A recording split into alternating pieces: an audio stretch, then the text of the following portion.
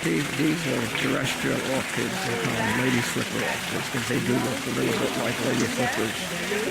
They've been breeding these things for quite a few years to get a whole range of colors and all. They're doing a lot of it in Australia. I don't know where these come from, but they're beautiful. There's a yellow one in the corner in the back here. They're spectacular.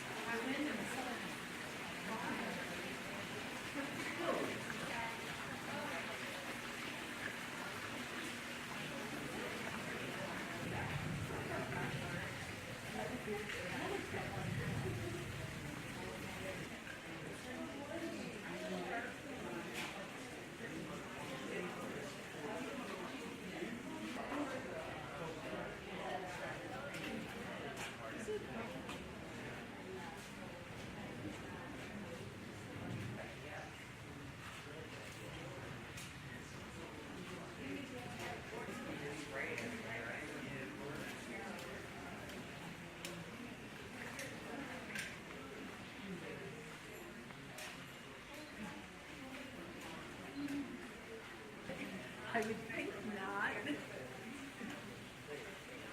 That's that bottle brush tree. List them. Bottle brush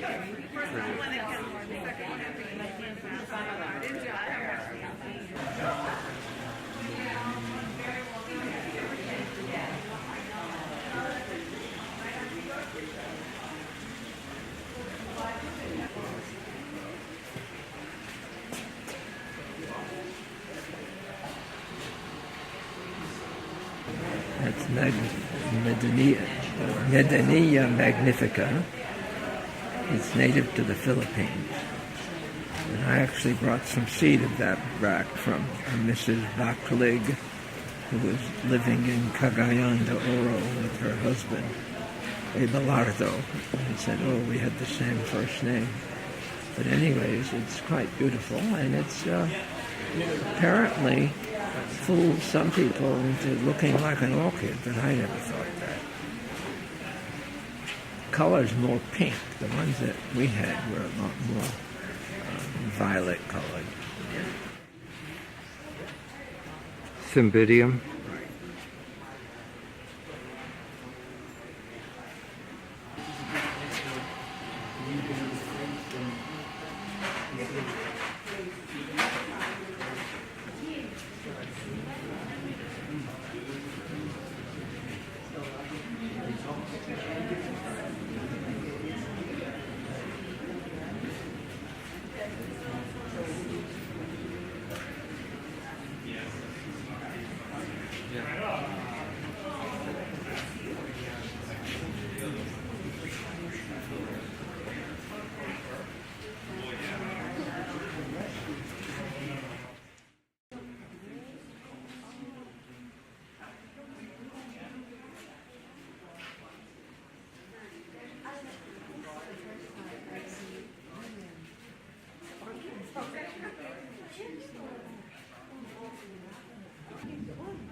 Kasi ito nakapilat sa araw. Kaya nagkilala.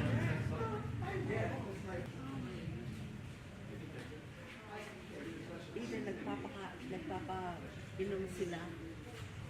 Sa trono. Ano, ito yung ito. Kasi maliit mahal sa maan.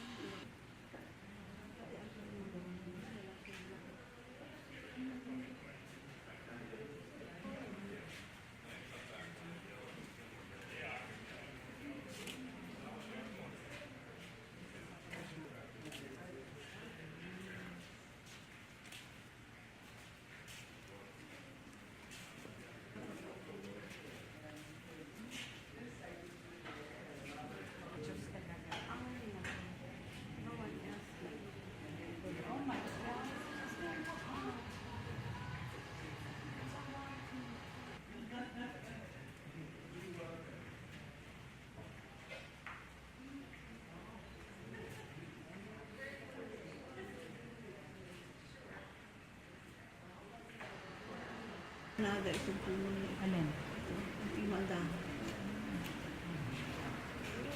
Ito mo yung orchid niya. Ang tumipili namin ko yun.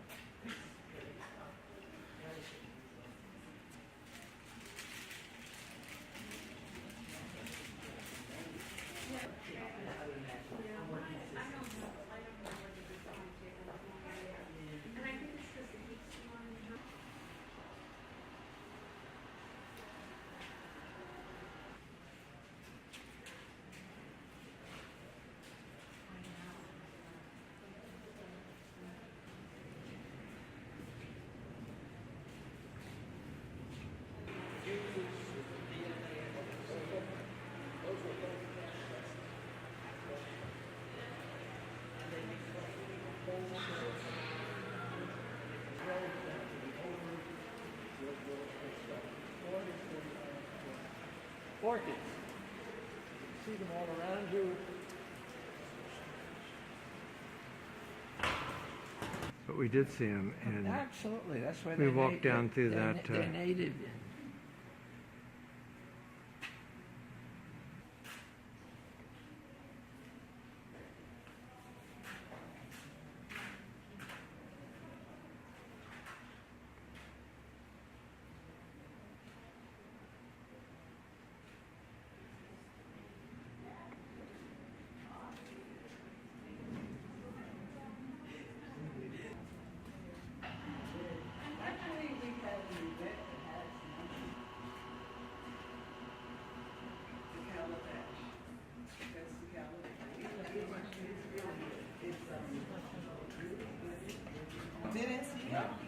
it's at the door.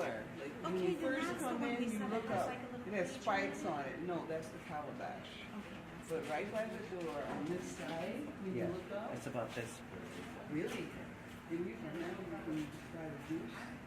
And there's this money and yeah, there's a big store right outside. It's there now. Is it? Okay. Yes. Nada, ito po yung alin. Hindi maganda. Ito mo yung orchid eh. Yan tinitigil namin kayo.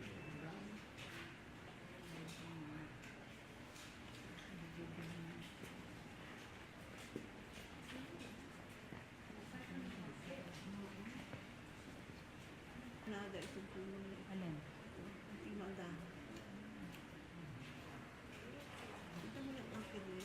Yan tinitigil namin kayo.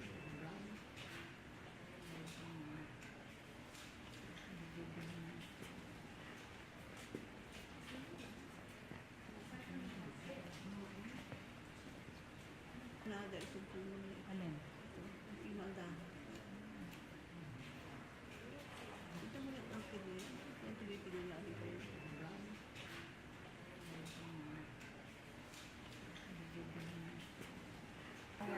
The rule is compost. That's the rule. Oh, really?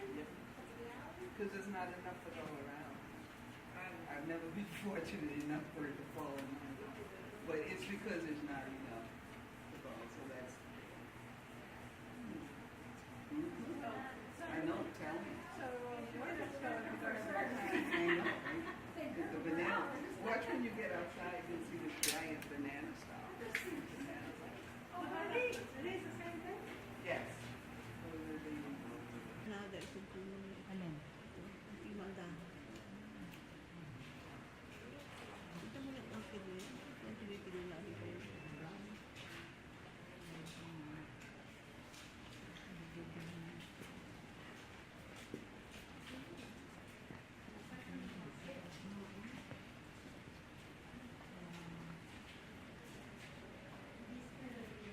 Nada, ito po yung alin.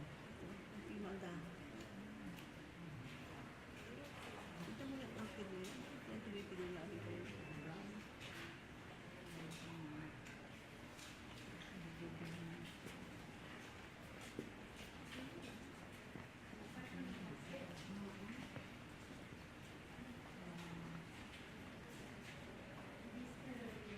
Nada, ito po yung alin.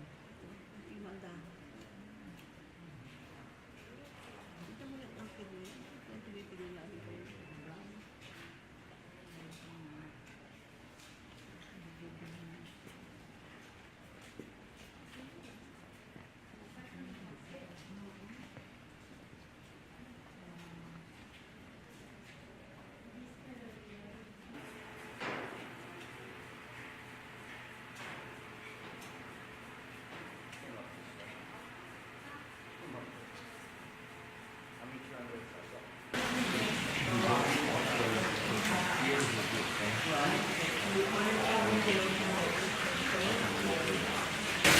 This is the so-called jade vine. The scientific name is Orchidirium natural goatfoot. It's in the Fabaceae or the bean family. You can tell that from the wall. It's related to wisteria. And this particular thing is native to the forest of the Philippines. A unique shade of turquoise. I don't know. You think it's turquoise? I guess it's kind of turquoise. Pollinated by bats. Feed on their sweet nectar.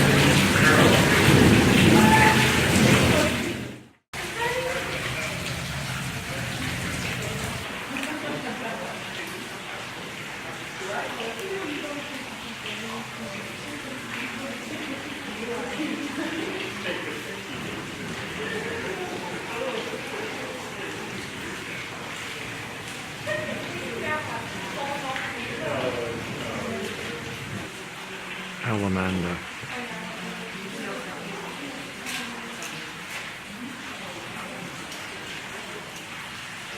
No, it is Salamander cathartica.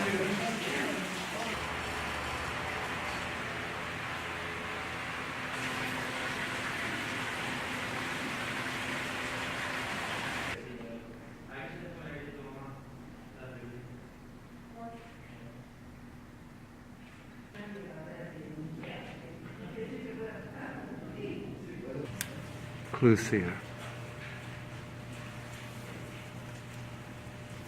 The rule is compost. That's the rule. Oh, really? Yep. Because there's not enough to go around. I've never been fortunate enough for it to fall in my lap. But it's because there's not enough to fall. So that's. I know, tell me. I know, right? The banana. Watch when you get outside, you'll see this giant banana stalk. Oh, really? It is the same thing? Yes. The rule is compost. That's the rule. Oh, really? Yep. Because there's not enough to go around. I've never been fortunate enough for it to fall in my lap. But it's because there's not enough to fall. So that's. I know, tell me. So, what is going I know, right? The banana. Watch when you get outside, you'll see this giant banana stalk. Oh, really? It is the same thing? Yes.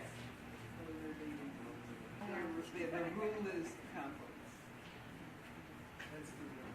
Oh, really? Yep. Because there's not enough to go around. I've never been fortunate enough for it to fall in my lap. But it's because there's not enough to fall. So that's. I know, tell me. So, what is going I know, right? The banana. Watch when you get outside, you'll see this giant banana stalk. Oh, really? It is the same thing? Yes. The rule is compost. That's the rule. Oh, really? Yep. Because there's not enough to go around. I've never been fortunate enough for it to fall in my lap. But it's because there's not enough to fall. So that's.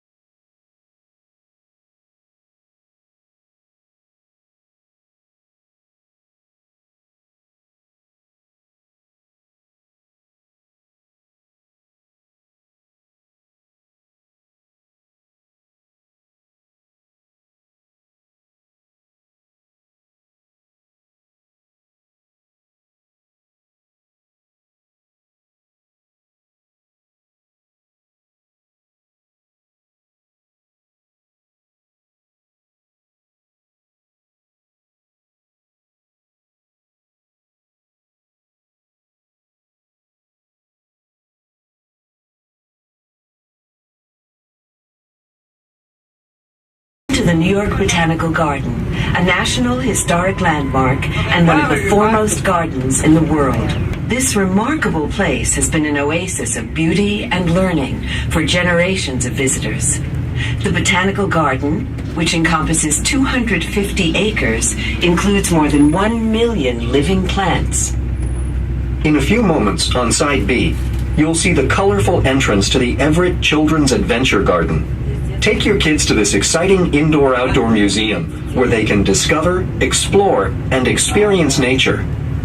On Side A, the new Native Plant Garden, a project of the Leon Levy Foundation, is a sustainable garden designed to flourish in every season and includes shaded woodlands, open meadows, and lush wetlands bursting with native trees, shrubs, ferns, grasses, and wildflowers. The plants in this garden were selected with the goal of providing food and habitat to birds, butterflies, and other wildlife.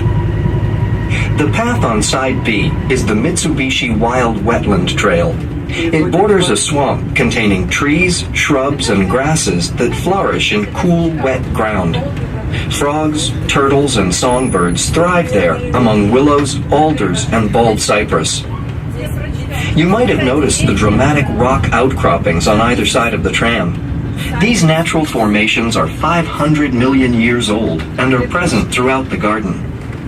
As we approach the stop, on Side B, you'll see the 11-acre azalea garden with nearly 1 mile of meandering woodland paths.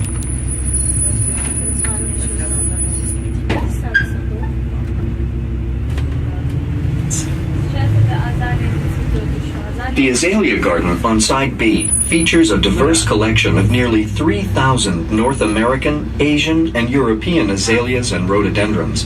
While the crescendo of pink, white, and lavender flowers is at its peak in May, broad sweeps of beautiful woodland wildflowers provide color for much of the year. Including the 50-acre Thane family forest you see on Side A, the New York Botanical Garden is home to 30,000 trees. Supported by a special fund for trees, garden horticulturists keep these trees healthy in the face of stresses ranging from air pollution to severe storms like Sandy, which destroyed nearly 300 trees across the landscape in October 2012. You can see evidence of Sandy's destruction here on Side A, where uprooted trees have been allowed to remain where they fell. Part of the garden's strategy of allowing fallen trees in the native forest to decompose and be recycled into the soil. The garden is a museum of plants and a world-renowned center for plant research, conservation, and education. It's where plants and people come together, from adults searching for inspiration for their own gardens, to kids discovering how seeds, sun, water, and a little nurturing can create something truly wonderful. As we turn, look up the road on Side B. The grove of small trees on the slope is the garden's crabapple collection, including over 90 varieties. The trees flower abundantly in late April.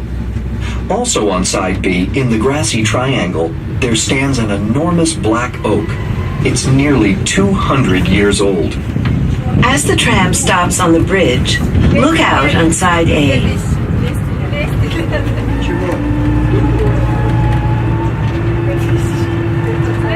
On the riverbank, you can see the Lillian and Amy Goldman Stone Mill.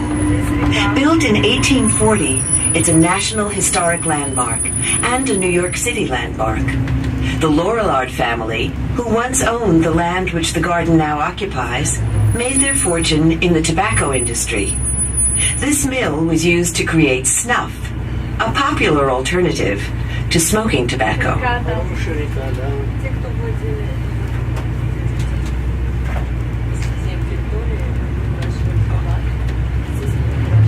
Settlers, the Bronx River provided food and water for the Lenape people. The river was also a vital economic resource for colonial Americans. By the mid-1700s, its steady flow was furnishing hydropower to 12 mills. We are now entering one of the most spectacular collections of rare and unusual garden conifers in America, the Benenson ornamental conifers. From 2000 to 2004, the garden completely restored this picturesque 15-acre site and added more than 250 new conifers to the collection.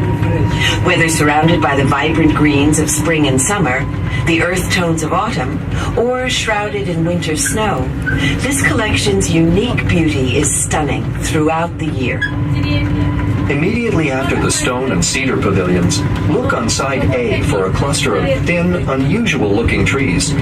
They are weeping giant sequoias, and in 60 years, they could be over 90 feet tall. In this same area are low, spreading evergreens called Sargent's weeping hemlocks. While it's rare to see weeping giant sequoias in the New York area, Sargent's weeping hemlocks are actually native to New York and were first found growing nearby in Beacon. Next, on side A, watch for a distinctive tree with many long branchlets hanging straight down from the main branches. That's a snake branch spruce.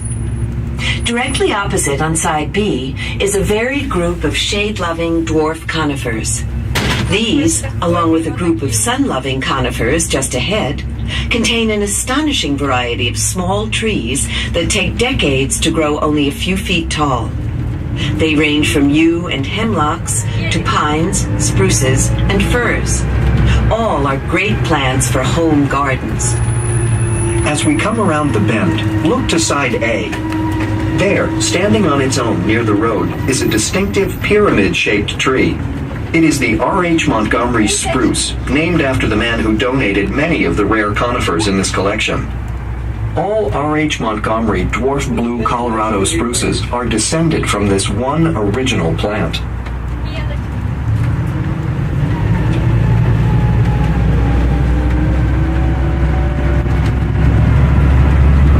In a few moments, on side B, you'll see a beautiful state-of-the-art glasshouse complex. These are the Nolan greenhouses for living collections. Here, the garden develops its living collections, propagates plants for exhibition, and grows plants under specialized conditions for study, research, and conservation. In 8 distinct growing zones, staff members cultivate alpine, desert, tropical, cloud forest, and temperate plants that are displayed throughout the garden. The garden grows and cares for over 1 million living plants. Seasonal exhibitions alone can require upwards of 13,000 plants grown from seeds or cuttings. It's an enormous task, but the Nolan greenhouses make it possible. In this cutting-edge research facility, plants are also grown for scientific study. In its role as an international plant conservation rescue center, the garden nurtures thousands of rare and endangered plants. The greenhouses include the Burke Sullivan Display House, where you can view special exhibits and see how horticulturists grow the plants that populate much of the garden. As we exit the Benenson ornamental conifers, straight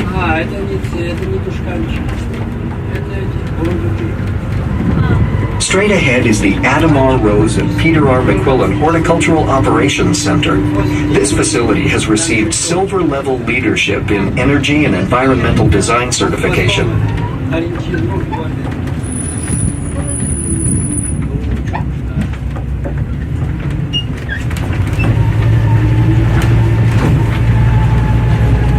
The stone cottage to the right of it once served as the gatehouse on the Laurelard estate.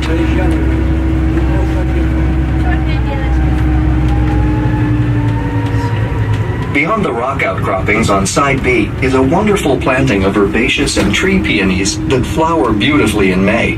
That's the Hope Peony Collection. On the same side and down a gentle slope is an ancient lake bed, now the award-winning Peggy Rockefeller Rose Garden. It's planted with nearly 4,000 roses in over 680 varieties. They bloom magnificently in June and continue flowering through September. The formal rose garden was designed in 1916 by Beatrix Ferrand, who achieved fame as a landscape architect in an era when the profession was almost exclusively male, But Ferrand's vision for the garden wasn't fully realized until 1988, when the Rose Garden was finally completed with support from David Rockefeller in honor of his wife, Peggy. Beyond the Rose Garden is the Lilac Collection, which was established in the late 1940s with hundreds of plants from the breeding collection of T.A. Havemeyer, a distinguished horticulturist. Each spring, this corner of the garden comes alive with lilacs in colors from white and pale blue to lavender and deepest purple. On side A is the Cherry Collection. In the first warm days of early spring, these trees transform into luxurious clouds of pink and white. The Lorillard family mansion once stood just ahead. Though it burned down in 1923, the stables, on side B, still remain. As we approach the stop, on side A is the Ruth Ray Howell family garden, marked by the long, low brick wall.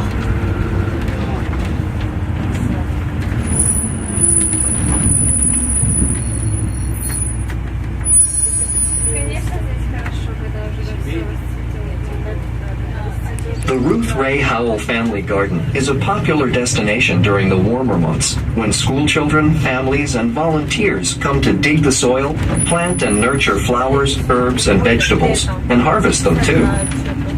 Beyond the family garden, the native forest on side A looks much as it did when a group of influential botanists and local citizens first created the Botanical Garden in the 1890s. At that time, all of New York looked very different from the city today. The Bronx was still mostly countryside. Manhattan, in the late 19th century, was home to individuals of astounding wealth who were also deeply civic-minded, funding public libraries, museums, parks, and universities. Their goal here was to create an oasis of beauty and learning, where knowledge, culture, and tranquility would benefit all who visit. The New York Botanical Garden was founded with these lofty ideals and the then enormous sum of $250,000. Many prominent citizens contributed funds, including financier J.P. Morgan, steel baron Andrew Carnegie, oil magnate John D. Rockefeller, and Cornelius Vanderbilt II, whose New York Central Railroad laid the tracks and built the train station that many Botanical Garden visitors still arrive at today. During the next few minutes, we'll pass through several of the garden's renowned tree collections. This is the beginning of the oak collection. The largest red oak in the forest is over 250 years old, much older than the garden itself. Some oak species can even live to be 1,000 years old. Such big trees can soak up hundreds of gallons of water a day. On side B, look for a tree surrounded on 3 sides by a low stone wall. It's a majestic turkey oak. On either side of the road, you'll see magnolia trees. In early spring, they explode with pink and white flowers. In a few moments, we'll once again be crossing the Bronx River. Originating in Westchester County, it is the city's only freshwater river. Once it was lined with factories, tanneries, and mills. Most are gone now, and the water quality has improved, attracting many birds and other wildlife. In addition to the river, the 50-acre forest we've been passing on side A is important both historically and ecologically.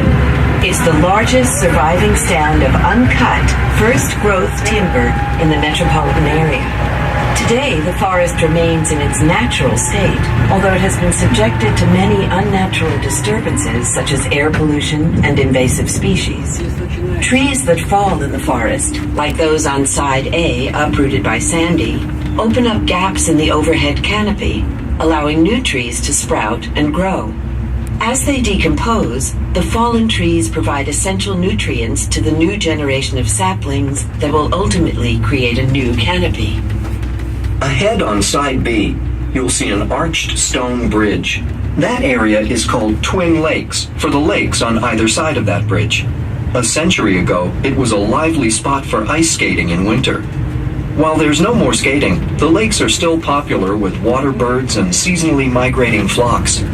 On our free Saturday morning birdwatching tours, garden visitors have spotted more than 200 species. Again on Side B is a group of modern buildings, which includes the Pfizer Lab, home of the Louis B. and Dorothy Cullman program for molecular systematics, and the largest and finest research laboratory in any botanical garden in the nation. Here, experts study the genealogy of plants and fungi. Much of the garden's primary plant research takes place in the nearby William and Linda Steer Herbarium, which houses more than 7 million dried specimens, some dating to the 1700s. The garden's research and conservation programs are among the most comprehensive and far-reaching in the world. Areas of research include plant molecular biology, natural resource management, and habitat preservation. Our programs stimulate discussion and disseminate information in order to help develop effective responses to environmental challenges. In fact, this tram runs on clean, natural gas, reducing emissions and air pollution. We thank Con Ed for their sponsorship of this effort to protect the environment and human health. The inspiration for the New York Botanical Garden was the magnificent Royal Botanic Gardens at Kew, outside London. The New York Botanical Garden's first director visited Kew with his wife during their honeymoon in 1888. On their return, they successfully lobbied for a New York garden of equal beauty. In 1891, the New York Botanical Garden was incorporated by the state legislature with the intention of being a public botanic garden of the highest class. 4 years later, the founders selected this site, which had already been purchased by the city of New York, and enlisted Calvert Vaux, co-creator of Manhattan's Central Park, as the chief designer. The founders recognized that the property was blessed with a variety of microclimates for growing plants. And they also knew that the city's remaining wilderness was fast disappearing, so they set out to preserve it too. As we turn off the main road, we'll be driving through 2 rows of American tulip trees planted over a century ago. A tree-lined walk like this is called an allée. At the end of the allée, you'll see an impressive building with massive columns and wide steps. Completed in 1901, it houses the Leicester T. Mertz Library. With over 1 million documents, the oldest more than 800 years old, the Mertz Library is the largest and most important collection of literature about plants in the world. Scientists travel from across the globe to conduct research here. The library's Rondina and LaFaro Gallery presents several exhibitions each year. Inside the library building, you'll find a display of stunning orchids in the first-floor rotunda. In the Britain Science Rotunda and Gallery on the 4th floor, you can explore a fascinating exhibition devoted to 10 current research projects of the garden scientists.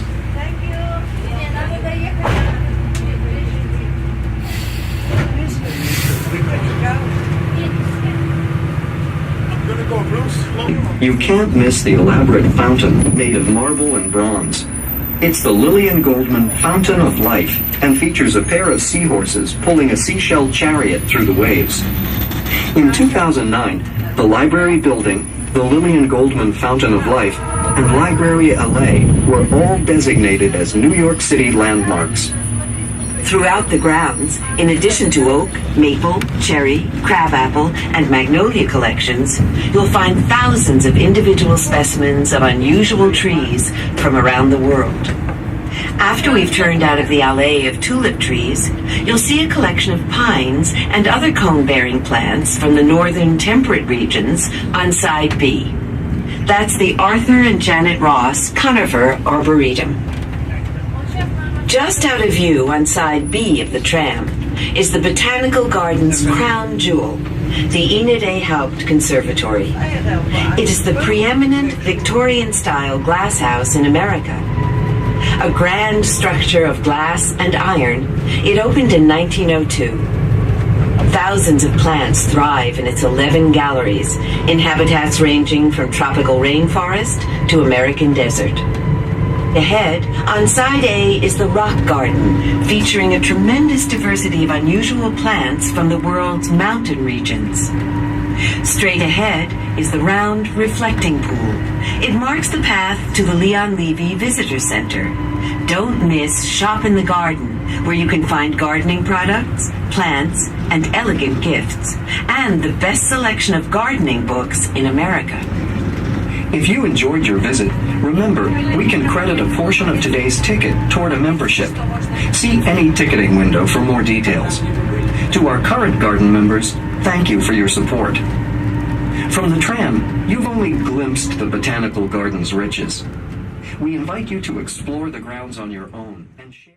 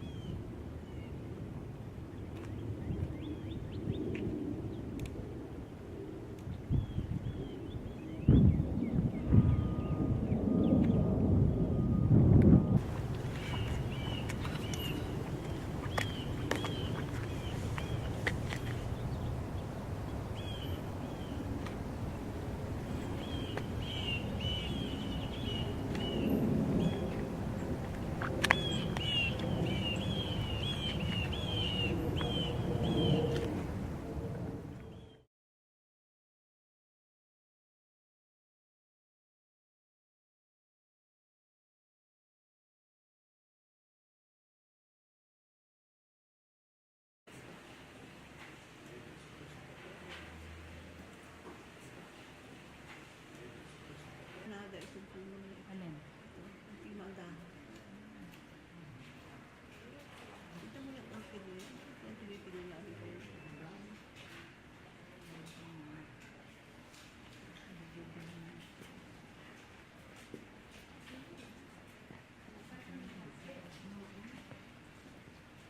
Nada, ito po yung alin? Ito yung magda. Ito mo yung orchid niya. Pinipili namin ko.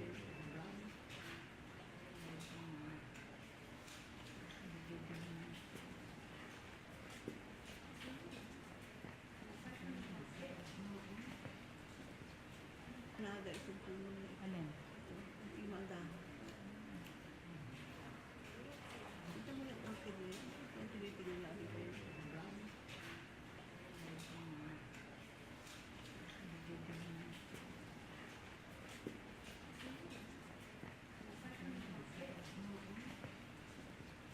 Nada, ito po yung alin? Ito yung magda. Ito mo yung orchid niya. Pinipili namin ko.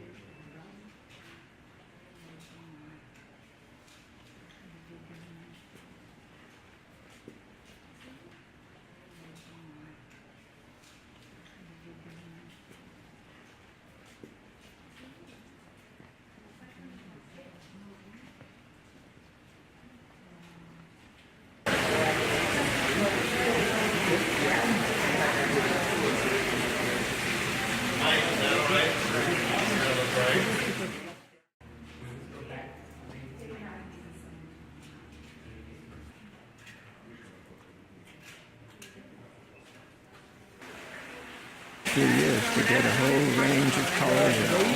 We're doing a lot of it in Australia. I don't know where these come from, but they're beautiful.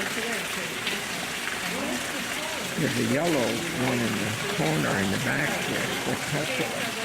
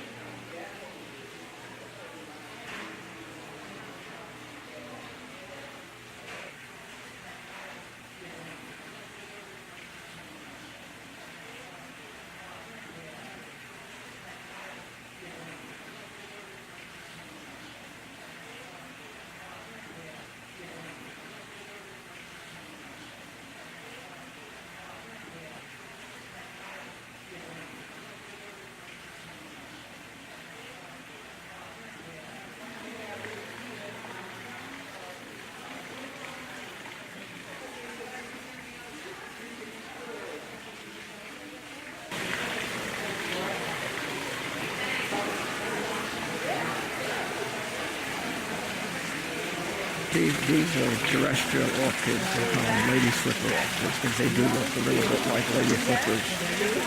They've been breeding these things for quite a